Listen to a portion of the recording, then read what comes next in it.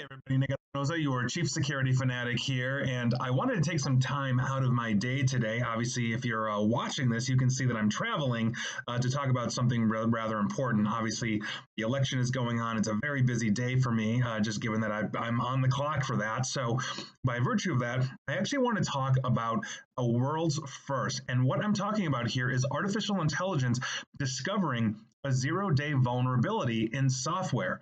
As far as we know, that has never happened before.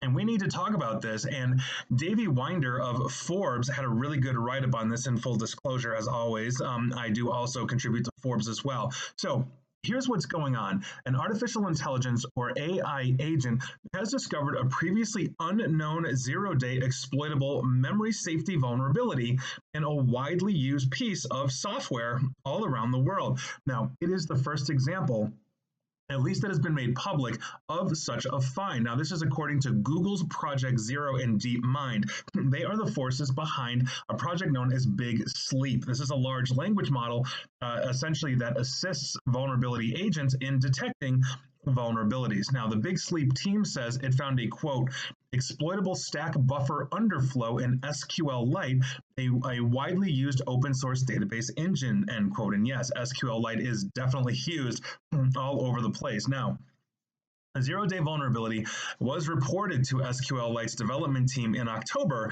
which fixed it the same day. That is pretty standard that we are learning about this afterwards, because you want to be ethically notifying the team or the company or the software maker of the vulnerability you found. You don't want to put it out there for the world to let everybody exploit it. You want to make sure they've got a patch out there that everybody can download to protect themselves. Quote, we found this issue before it appeared in an official release. That is according to the Big Sleep team. So SQLite users were not impacted.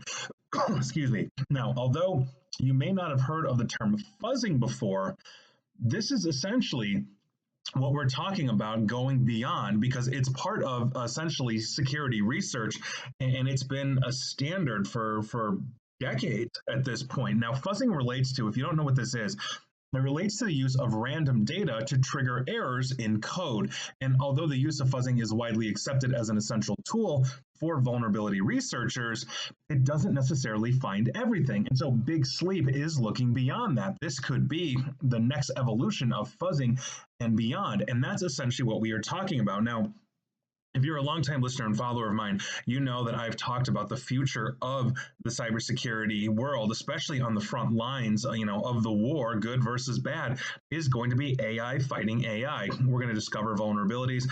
The AIs are going to, let's say, discover it faster than we ever could. And by virtue of that, they'll start to be able to discover it and actually patch it in real time. And so the future of software development and deployment of software could simply be software constantly connected in real time to, let's say, a centralized AI by the software maker, let's say Microsoft or whomever that finds this, fixes this, and then in real time is able to start updating your software in the same way that enterprise level firewalls get almost in real time vulnerability updates for known vulnerability exploitation that they can protect perimeters with. So I think this is an important one.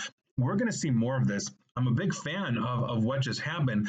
And believe me, this won't be the last that we hear of this. This is only the first, as far as we know. And so the future is exciting for this. And if you're in cybersecurity, understand that AI is absolutely going to be here to assist us. And it also probably is going to reshape how we hire and also how we train, as many of the jobs or specialties in cybersecurity will be outsourced to artificial intelligence as well. So heads up to that. And I've spoken quite a bit on that in the past. You can go watch or listen to those. So that's your news of the day. I'm going to get back to election security and all that kind of fun stuff, but here we are. And please like, share, follow me here on Facebook and Twitter at Nick AESP. And please feel free to subscribe to me at YouTube as well. And as always, stay safe, stay online, and please attempt to stay private. Thanks, everybody.